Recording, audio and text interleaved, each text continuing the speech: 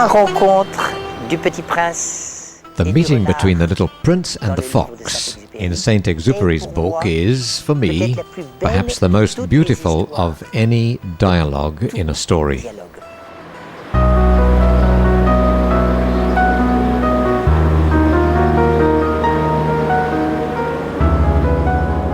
Hello. Hello? Who are you? You seem very nice. I'm a fox. Come and play with me. I'm feeling so sad. I'm not able to play with you. I have not been tamed. Oh, I'm sorry. What does it mean to be tamed? You're not from around here, are you? No, what does it mean to be tamed? It is something too often forgotten. It means to create links. Create links? Le petit prince est typiquement européen. The little prince is typically European, while the fox is typically from Asia. The little prince wants to be friends with the fox right away, so that he can do things with him. Pour pouvoir faire des choses, pour pouvoir jouer avec lui. Nous, on est ici en Europe, nous sommes We, des gens du here in Europe, we are the type of people who do things and who do them quickly. And the fox, who in my opinion is Asian perhaps, or even African, and for whom being together is what counts most, needs time to get to know each other. Il faut faire l'apprentissage de l'autre, l'apprivoisement de l'autre. Please tame me. I'd love to, but I don't have much time. I've got some friends to go and find, and I've got a lot to learn. We can only know things that we have tamed. If you want a friend, then tame me. How can I do that? It needs a lot of patience. At first you have to sit a little way away from me like this, in the grass. I watch you out of the corner of my eye, and you don't say anything. Words are the source of misunderstandings. But each day you can move a little closer. And that is how the little prince tamed the fox. Quand on parle du mot dialogue, on a immédiatement... When we speak of dialogue, we immediately think, talk, talk, talk. So then, it is especially essential to keep quiet and to look at each other as openly as possible while being prepared for any surprises. Only then can we really start to talk. Après un long temps d'observation, on peut commencer véritablement à parler. Fr.Michel de Gigord, a man of faith and action, has devoted his life to drawing Christians and Muslims together. As priest of the Paris Mission to Foreigners, he spent 9 years in a Malaysian parish that was 97% Muslim. He began to discover the heart of the mission, being able to meet with one another, being able to meet with Islam.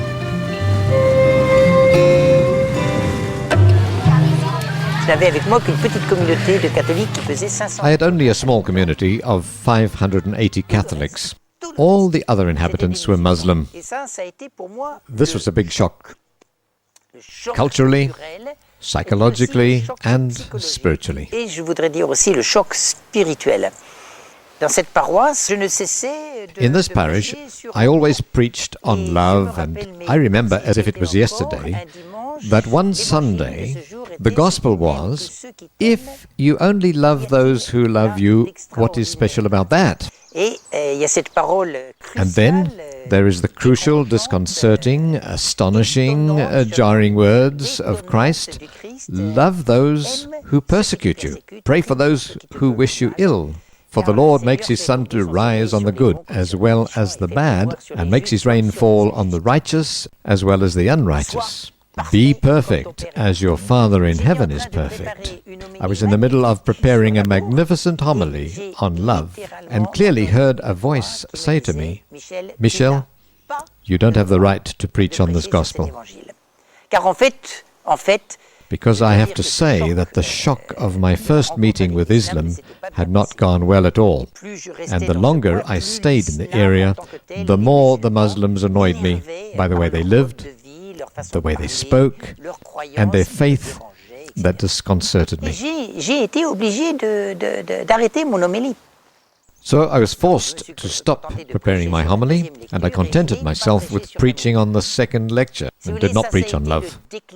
That was a turning point of my life, because I realized that there was a fundamental contradiction between my existence as a Christian, as a priest, and with the teaching I gave so easily about love. A teaching which did not, in fact, match my real life, because I couldn't bring myself to love Muslims. From that moment, I decided to throw myself into the great adventure of being able to truly meet with others. And in my case, that meant meeting with Islam.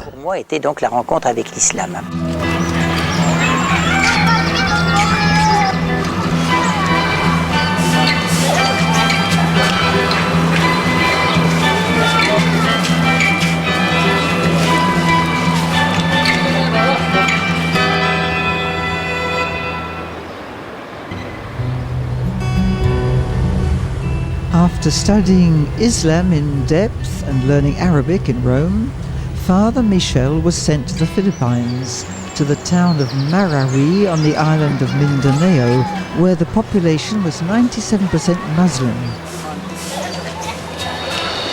Violence was his daily experience. Several times he was threatened with death, and he was kidnapped twice. In November 1982, the dictator President Marcos was still in power.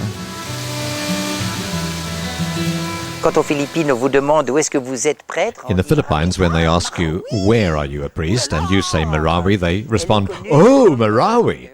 It is well known as the town of kidnappings, the province of violence and of hatred between Christians and Muslims.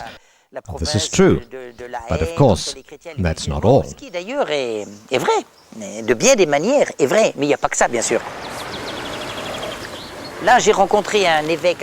I met an absolutely fantastic Filipino bishop there by the name of Bienvenido, which means welcome.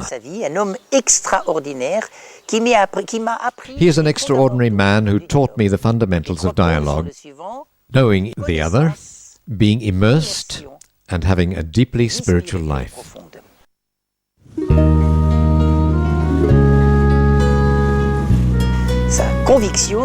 His conviction is that it is absolutely impossible to really know, communicate, or love others unless you first make the effort to get to know them.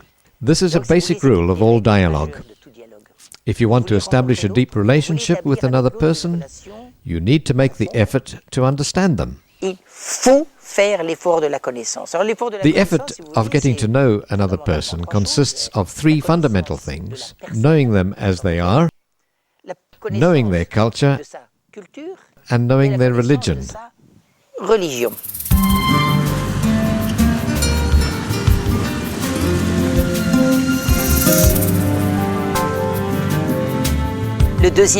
The second essential is immersion. Aux Philippines, il y a une image très forte. Il y a des espèces d'animaux qui sont des buffles qu'on appelle des carabaos. In the Philippines, there is a species of animal of the buffalo family known as the carabao. When it is very hot, these animals return to the pools to rub themselves in the mud. Contre la boue. C'était l'image qu'utilisait cet évêque. Il disait, faites comme un carabao. This bishop says, do the same as the carabao. Get yourself into the pool and rub yourself against the Muslims.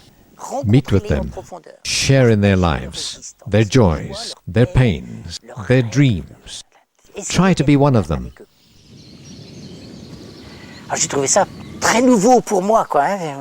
Well, this was all very new to me. The priest, student, university graduate, Frenchman. It was mind-blowing. I found it fascinating, and I did it. The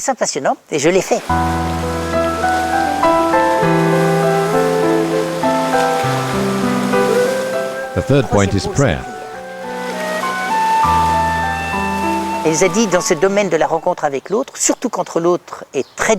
When it comes to really meeting with someone who shares values very different from your own, you can't do it unless you have a spiritual life. The bishop told us it's a real spirituality of contemplation.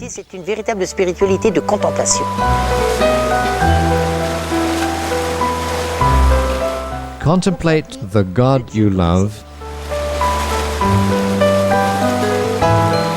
Et trouver en lui and find in him a model of strength, of wisdom and of joy. For me, this was extraordinary because it was the beginning of a real encounter with God whom I'd only really known on an intellectual level up to then. This all happened in the university. tout à fait. Yes, in this province, which was 97% Muslim, there was a small island that was the university. How many students were there? 7,000, 50% Christian, 50% Muslim. 65% of the teaching staff were Christian, 25% Muslim, and 80% of the administrative staff were Muslim, because that is where the power and the money were, and 20% were Christian. Étaient chrétiens.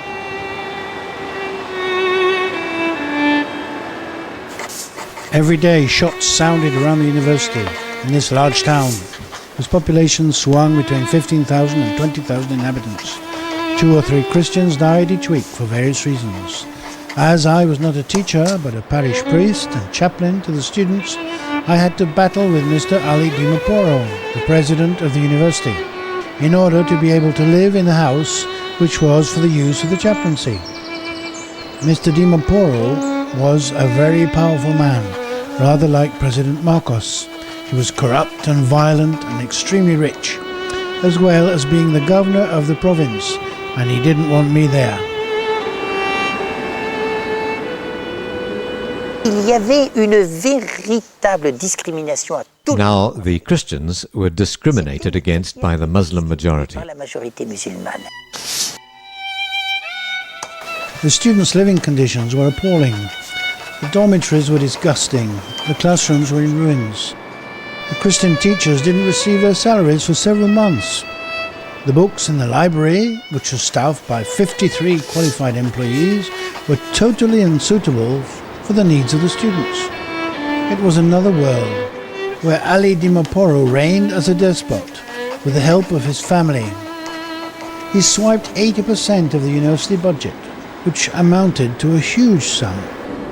Ça m'a appris quelque chose de ce niveau-là. I learned something, that any dominant group has a tendency to crush another group at all levels. It is a political dimension of dialogue which we have to be very aware of. When we are part of the majority group, we have a tendency to crush the others. We have to make a special effort to be open. Ouvert.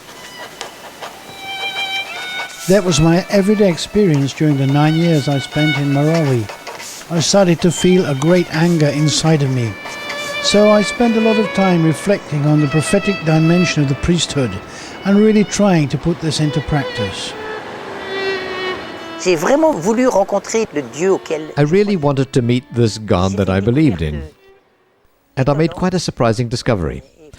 The God that I knew was the God of Le Dieu Amos, que je connaissais, c'était le Dieu d'Amos.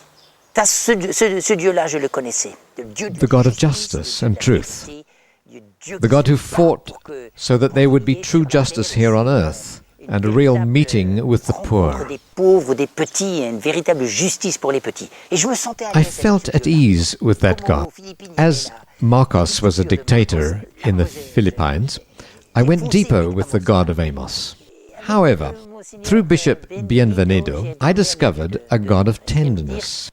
My God was the God of Amos, and the God that I discovered was the God of Hosea, the God of tenderness.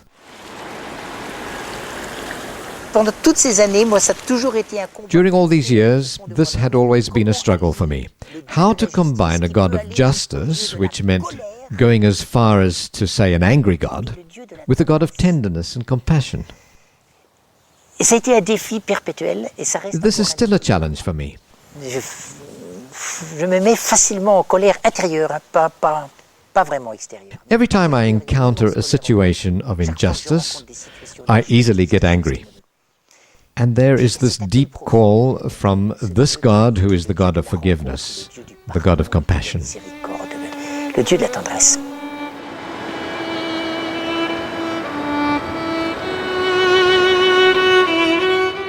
And And how did this dialogue between Muslims and Christians go in the university? Was there any awakening of conscience among the Christians in face of this injustice? Si vous voulez, pour moi, la première partie du dialogue avec les musulmans, c'était de... The first step in dialogue with the Muslims was to know my own Christian community perfectly.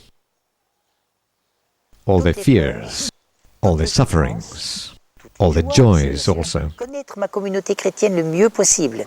Et pour moi, ça s'est concrétisé. This happened in a very concrete way. I had no car. All the Christians took the public transport despite their fears and the possibility of being kidnapped. Les possibilités de kidnapping. J'ai décidé de vivre I decided to live exactly as they lived. And as they had no chance of leaving the university, I practically never left it either. After that, my words had more power because they knew that I was living through the same fears and sufferings as they were. Because he wanted to give them the courage to fight for their basic rights, Father Gigord adopted a specific policy in his pastoral work. By training young people to leadership so they could become his main co-workers, he organised the chaplaincy like a supermarket, offering choices in the areas of spirituality, education and sport. 42 students formed a core group of leaders for all the activities on the campus. Obviously, I made some great enemies. The Muslim administration did not look very kindly on these Christians who were praying and holding their heads up high. But in my eyes, my parishioners needed to get back their dignity. They could not continue being continually quashed by the administration. So I immersed myself in the Christian community and then tried to bring the whole Christian community to this movement of dialogue with the Muslim community by living these 3 points: getting to know the other, immersing ourselves with them as Christians, and great prayer, lots of prayer. After working for 2 years with Catholics, in the 3rd year, Father Gigord began to visit all the Muslim families. Which verses of the Gospel would you say are important to hold on to when we speak of dialogue? I can't help quoting this phrase: I did not come to bring peace, but a sword. People say to me, you must be mad. What have these words got to do with dialogue? Well, these verses are fundamental. They tell us that dialogue and peace don't come at any price. We cannot arrive at peace at the cost of justice and truth. La paix au prix de la justice et de la vérité. Alors pour moi, the sword is justice and truth. Et c'est la vérité.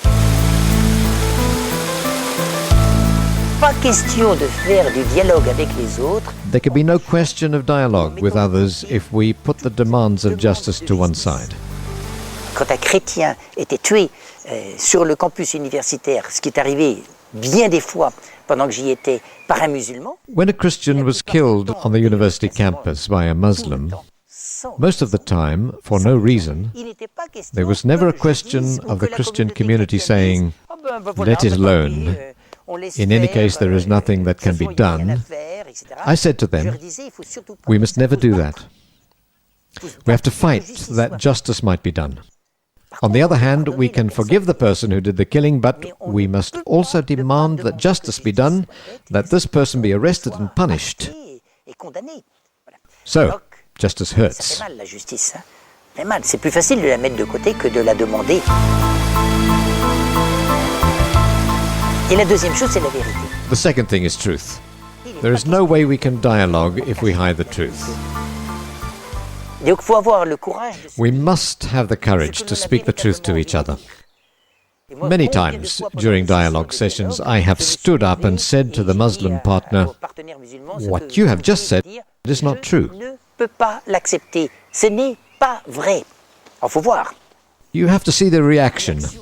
If this is dialogue, we're off. The truth always hurts.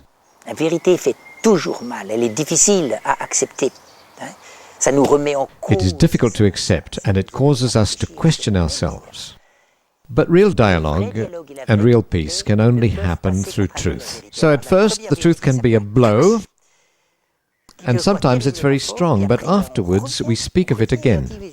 You know, when I say that about Islam, I'm not saying anything against Muslims as men and women, but I can't accept this attitude you have. Mais je le dis en tant que c'est une attitude que vous avez et que je ne peux pas accepter. It's very difficult to differentiate between saying, I don't like what you are saying, and making them understand that I did not say, I don't like you as a person. You don't condemn the person. I don't condemn you, but I want to tell you that on this particular level, I can't accept that. That's what truth is. That's the sword. I mean true peace, which has to come through truth and justice. I can assure you that it's not easy. One needs both enormous courage and enormous humility, which are the two essential attitudes for dialogue. D'ailleurs, des attitudes fondamentales pour le dialogue.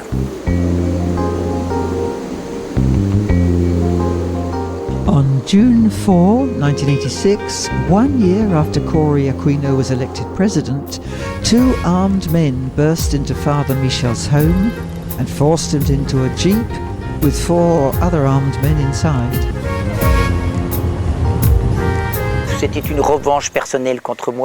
This was a personal revenge against me because I had made the Christians stand up for their rights, and it was a political question. C'était une question de politique. Mr. Di Maporo controlled the whole region with a private army of 3,000 men, and he felt his power threatened by Cory Aquino's decision to dissolve all private armies. So he kidnapped Father de Gigord with an idea which could be summed up in one sentence: I'll give you his freedom, but in return, leave my private army alone. A foreigner is a good catch. Much better than a Filipino. Everything was mixed up in it: religion, politics, and the personal.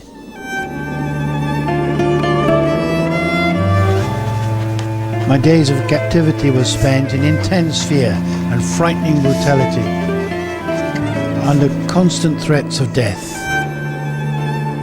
I swung back and forth between hope and fear of never being free again.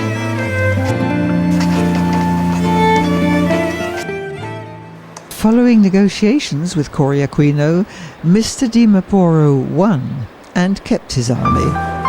After 21 days of captivity, Father de Gigord was freed. It was very moving to see this crowd of Christians and Muslims waiting for me on my return to the university. Les kidnappings, ça m'a mis au défi. These kidnappings were a challenge for me. They made me ask, am I really for dialogue at all costs, including the fear and suffering? Because merely intellectual discussion doesn't interest me at all. It's meeting with others in every aspect of their existence that really interests me. Moreover, the Muslims too, in many ways, were also suffering. There were many errors and needless violence, and the Muslim community suffered as well.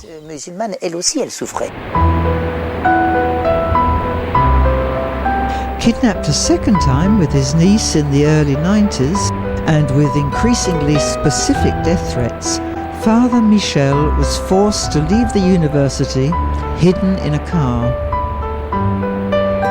He settled down in a nearby town 40 kilometers away, Iligan City, and set up a new university chaplaincy there.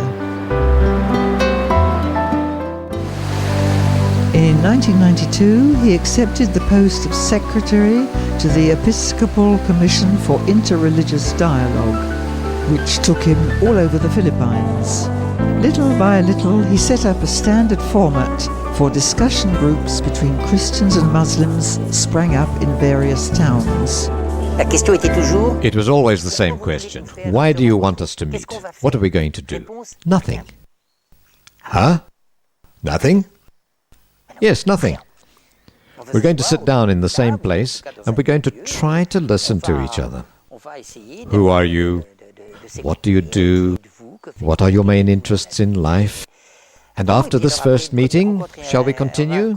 Yes, we'll carry on and make the effort to try and understand each other without any definite subject for discussion or any precise plan of action, just spending time together and getting to know each other. Aucun projet précis d'action, mais simplement être ensemble, se rencontrer et petit à petit créer little by little, building up confidence to approach subjects, difficult subjects such as women's place in Islam and Christianity, or prayer in Islam and Christianity. L'islam et le christianisme, pourquoi la loi dans l'islam et le christianisme, If we can't manage to create a climate of confidence, we're left with a debate about ideas.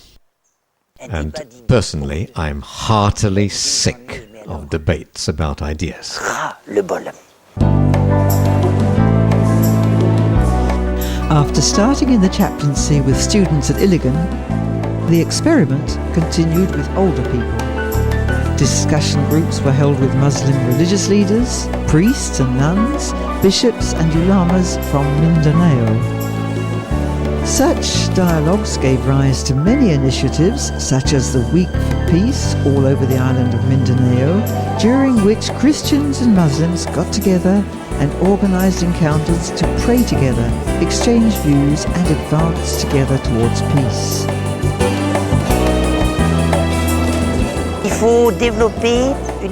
We have to develop a quality, the sense of wonder. The ability to marvel at the other person, so different from us, even if this difference irritates us. To see in this difference a fundamental opportunity for personal enrichment. For difference is challenging. Why does he say that? React like that? Pray like that? Pourquoi prie-t-il comme cela? Other people from other civilizations, other religions, can teach me really basic things about my own Christian faith.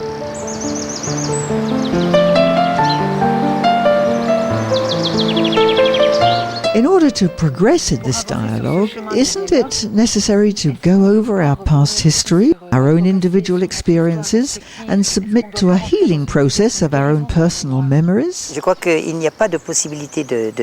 I think dialogue is impossible without this inner healing. Unquestionably, one of the most redoubtable obstacles is our individual memories, and also our social memories. The individual memory is my own personal history. The social history is the history of my own country. As a Frenchman, I can say we have a social history here in France, whether we are aware of it or not, which is very anti-Muslim. For generations, and whether I like it or not, this has been branded deep inside me. I am burdened with this communal memory. It is exactly the same for the Muslims. Even a Filipino Muslim with no knowledge of European history will lay down the law about the Crusades in the most self-assured way. And whether he knows the history of the Crusades or not, this term will arouse very strong reactions. We all bear this racial memory deep inside us, and in addition, we have all our own individual memories of very precise events from our very earliest years right up to adulthood. For example, after being kidnapped, the memory is branded into our consciousness, and we have to transcend this memory. For, whether we like it or not, we are always haunted by negative experiences, and if they are not counterbalanced by some positive experience, it's impossible to move on beyond the negative history. The only way to get past negative, we can't wipe them out, and we shouldn't wipe them out, is to have a whole register of magnificent stories from which to develop a positive memory. Without this healing of the memory, I think it's difficult to engage in dialogue. It's so easy to criticize others. C'est tellement facile de dire des choses contre les autres, tellement facile. After over 20 years in the Philippines, and despite his immense love of Asia, Father Michel came back to France permanently in July 2001 to work in the service of his diocese of Dijon. Je suis revenu en France avec la même passion que j'avais au moment de mon départ. I returned to France with the same passion I had when I left the Philippines, a passion to share something, to create bridges. The first bridge was between Europe and Asia, and the second one is between Asia and Europe, to try and share with the French everything that I profoundly loved over there in Asia. Là-bas en Asie.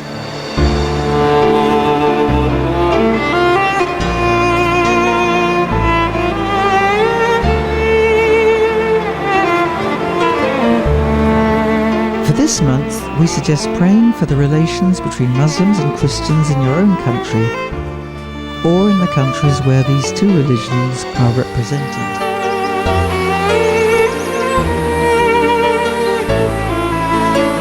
The word for this month is taken from the letter to the Ephesians, chapter 6, verses 14 and 17. Stand your ground, with truth buckled around your waist, and with justice for breastplate. And take the sword of the Spirit, that is the Word of God. You can learn more from Michel de Gigord's book, The Shock of Dialogue, which is an interview with Jean-Luc Angeles, edition CLD 2002.